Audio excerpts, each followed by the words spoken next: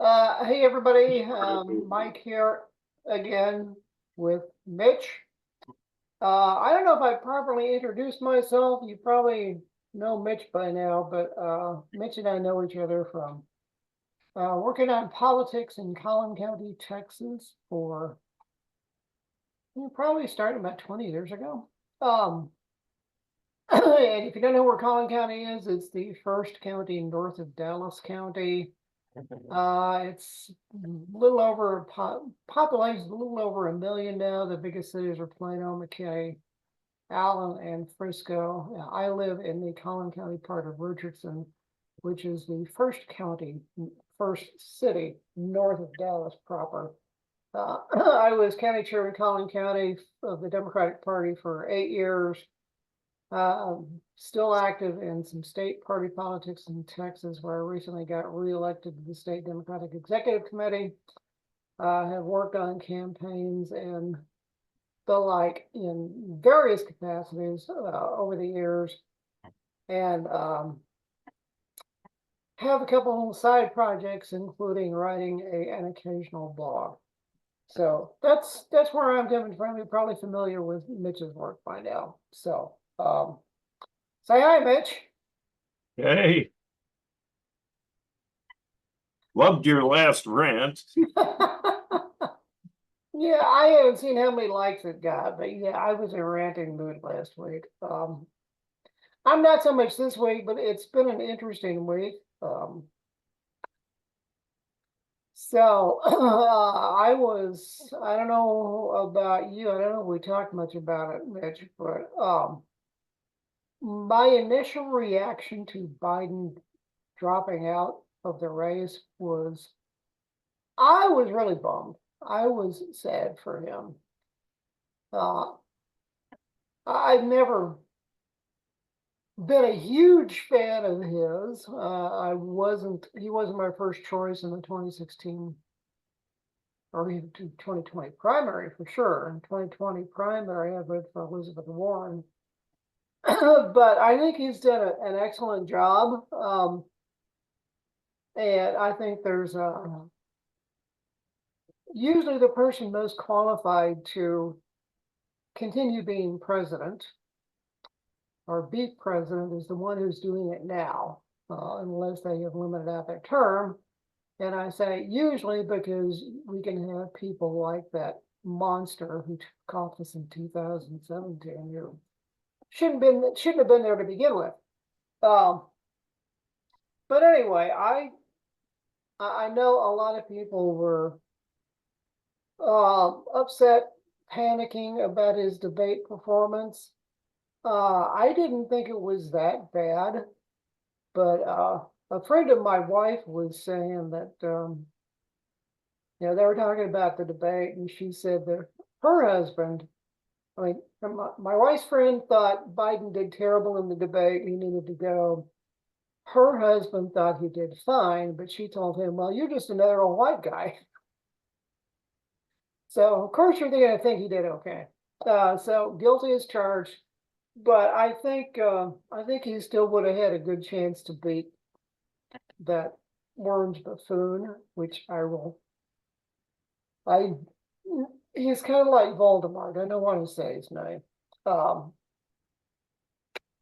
Anyway, that said, as I have watched the reaction to Harris and just kind of, no real empirical data to go on here other than the amount of money she's raised, which has been pretty impressive. But I just sense a different vibe, a different energy.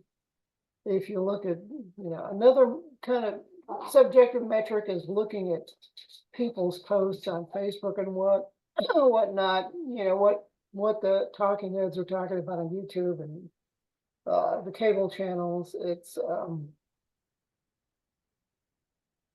there's been a huge shift in the race. I really think there has been. What are you feeling, Mitch? Yeah, I'm feeling an energy,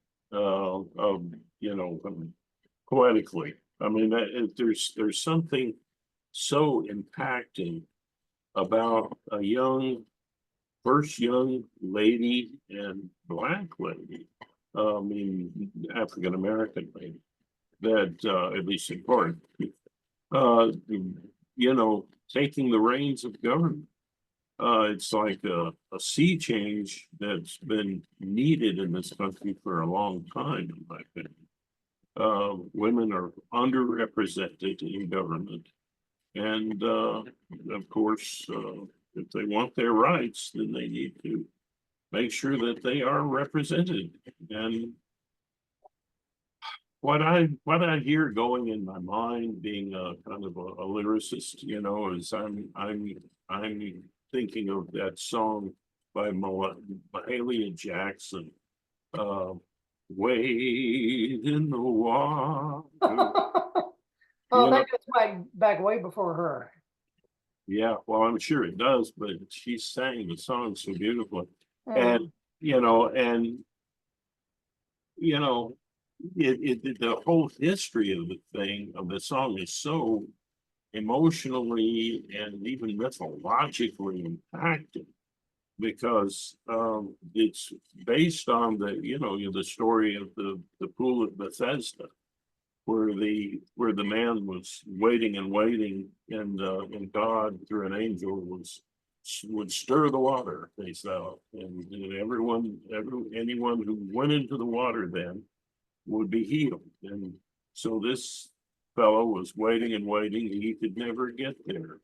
No one would help him into the water, and Jesus came. you know, and he was the water, so he saved him. And so it's a very impacting thing. And then and it's a story that goes to to the uh, the history of the Black African American, I don't know what species now, um, uh, journey to freedom, where they would have to cross rivers and bodies of water in order to get north to freedom. Yeah, the story I heard about it, I think in numerous sources, is when slaves in the South were trying to escape to the North, they would hide messages to other people in their songs.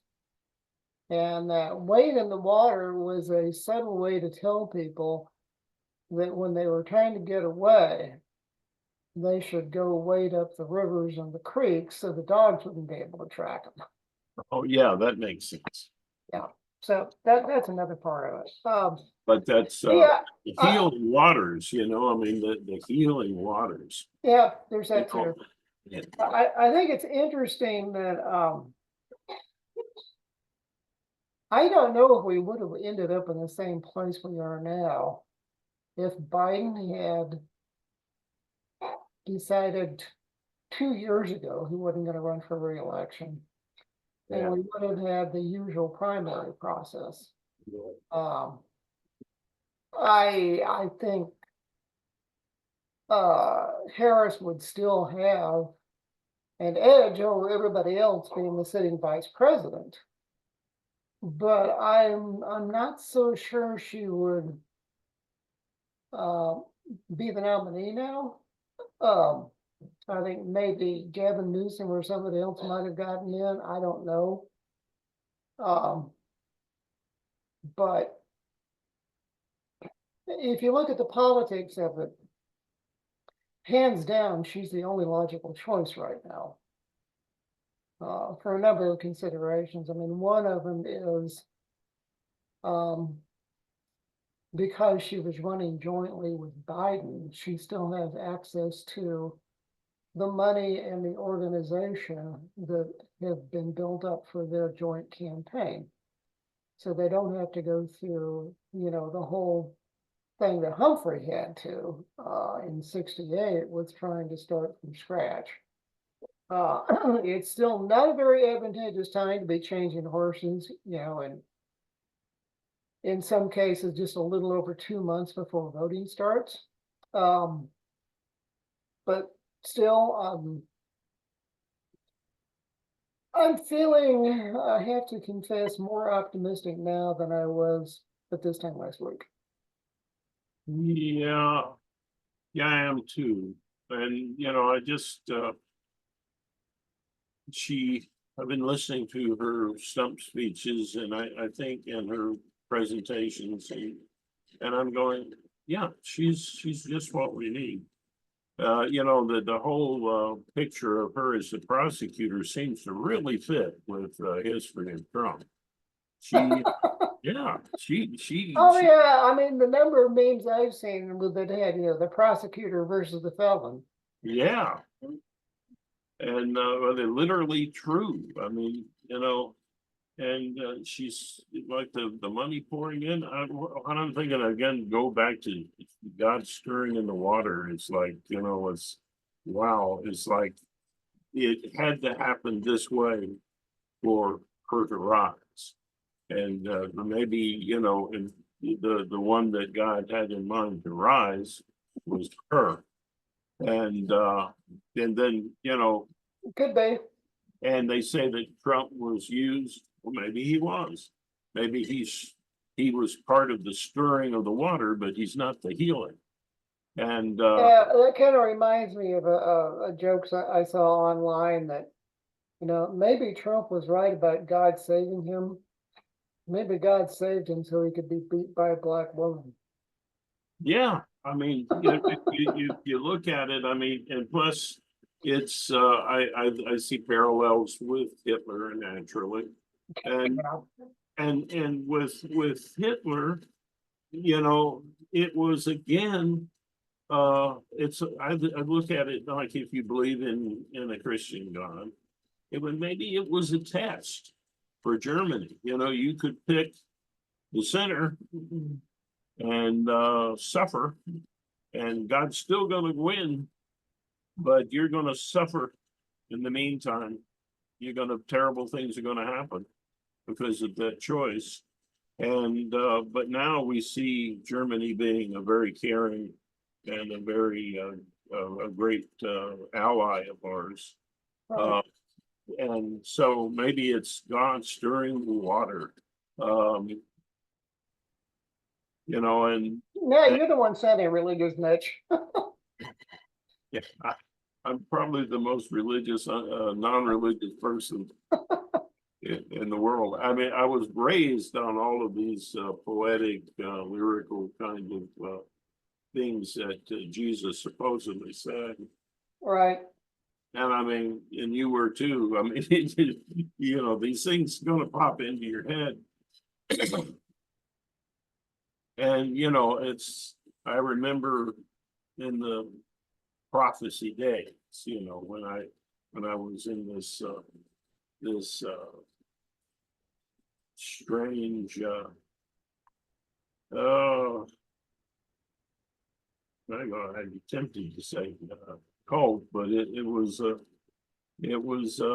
spirit-filled kind of a group, Right. and and the thing that impressed me and that keeps me um, well appreciative of religion to some degree, but seeing something beyond it.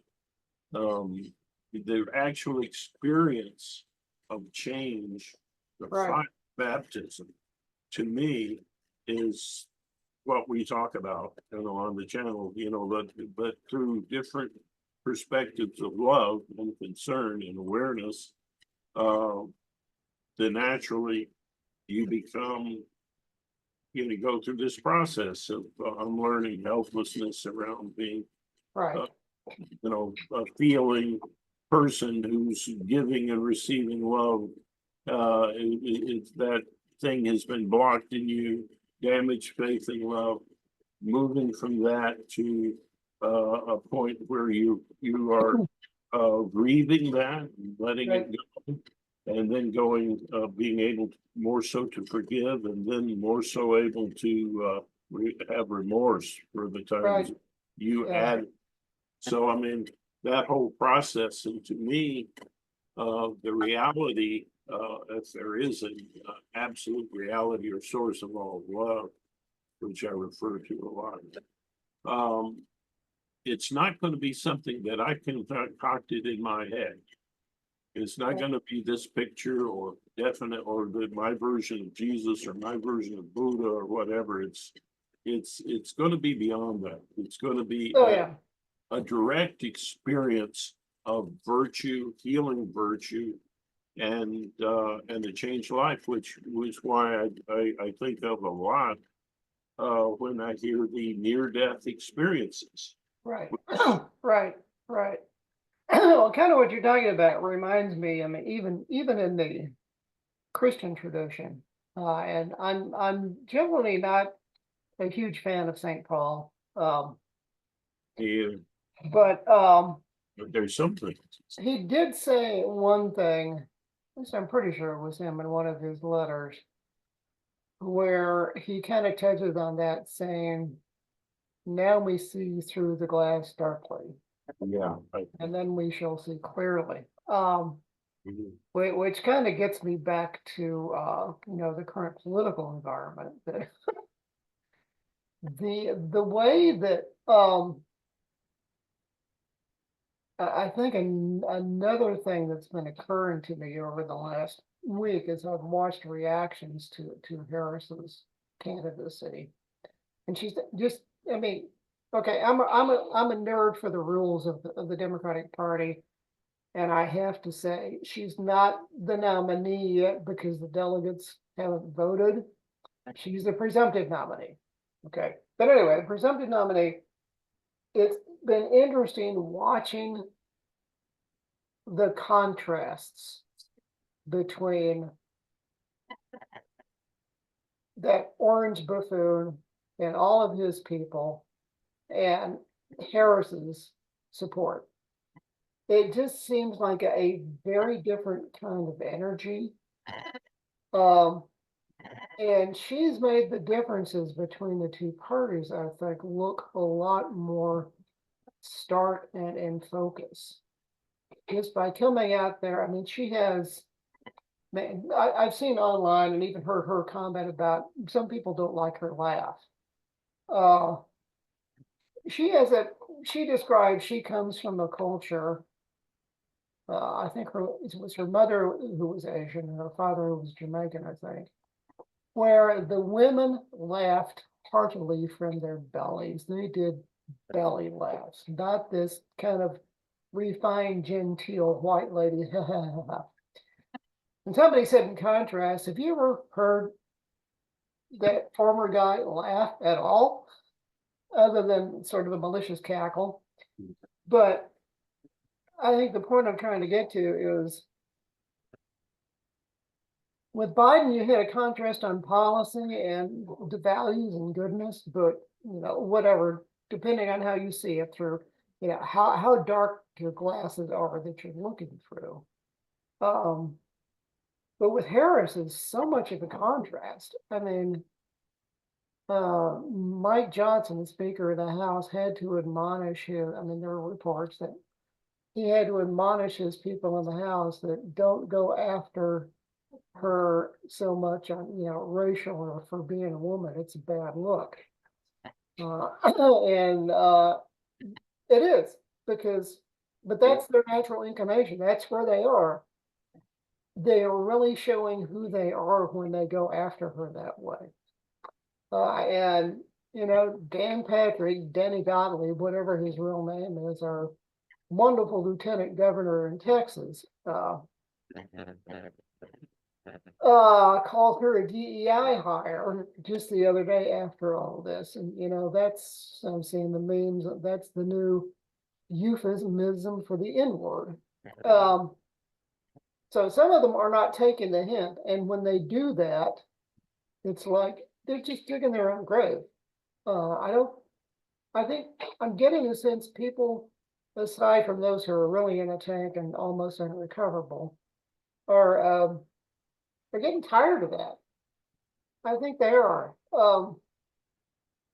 And Yeah, proof of that another, is low showings say what?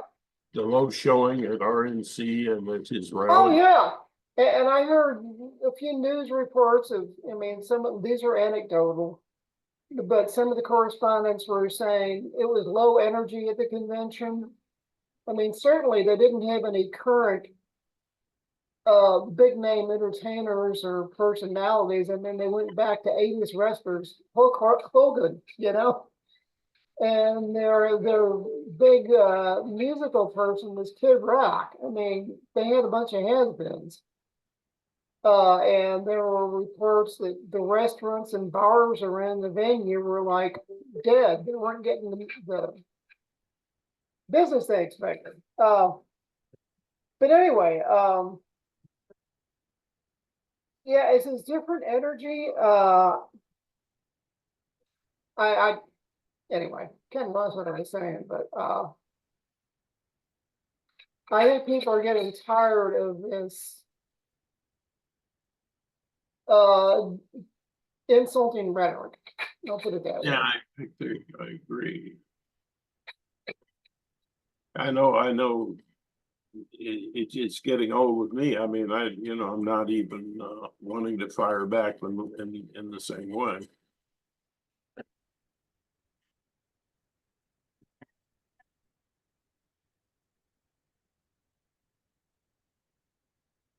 The dog was scratching at my office door, wanting to be let back in. So you tell a good person if they love a dog. So here he is. This is Bongo. Bongo, can you say hi, everybody? No. It looked like a sheepdog. Adorable dog. Yeah. Oh, he's feisty. But I mean, He'll give you what for if you ring the doorbell. that whole evil clown show. I mean, the Hulk Hogan tearing his shirt off.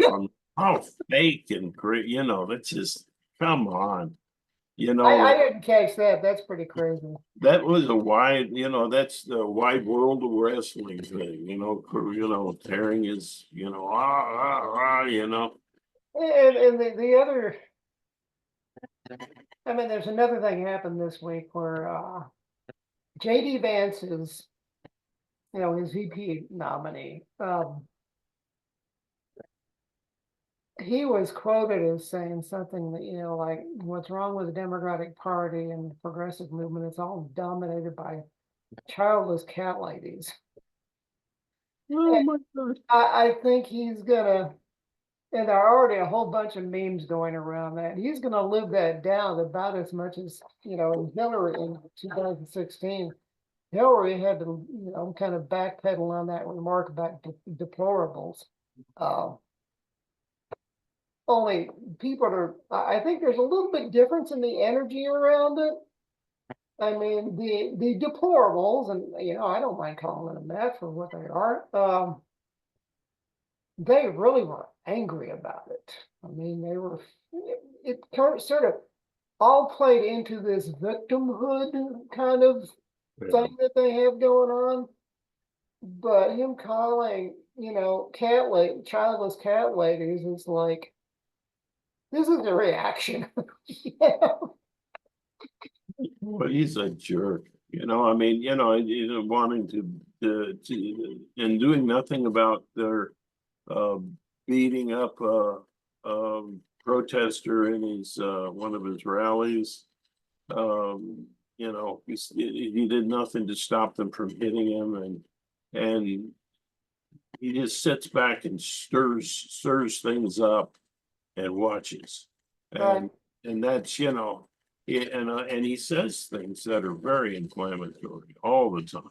Oh, yeah. I mean, come on, and he insults, well, gosh, he insults women, he insults everything, mom and apple pie. It's Right. got around to it yet. Yeah, I think he has. He's because women are mothers. So you'd think that people who love their mother won't like a guy that degrades women and rapes them. I mean, it's despicable to me that anybody would follow this guy. And it's it's, I mean, we talked a little bit about it before we started recording here, that, now he's coming across as a chicken chick because he's backing off on debating Harris. It's like, oh, I have to wait until she's the official nominee before I agree to a debate. Well, you guys debated, you and Biden debated back in June before, either one of you was the official nominee. What is this crap? The stuff that I'm reading is that they haven't figured out how to deal with Harris yet, which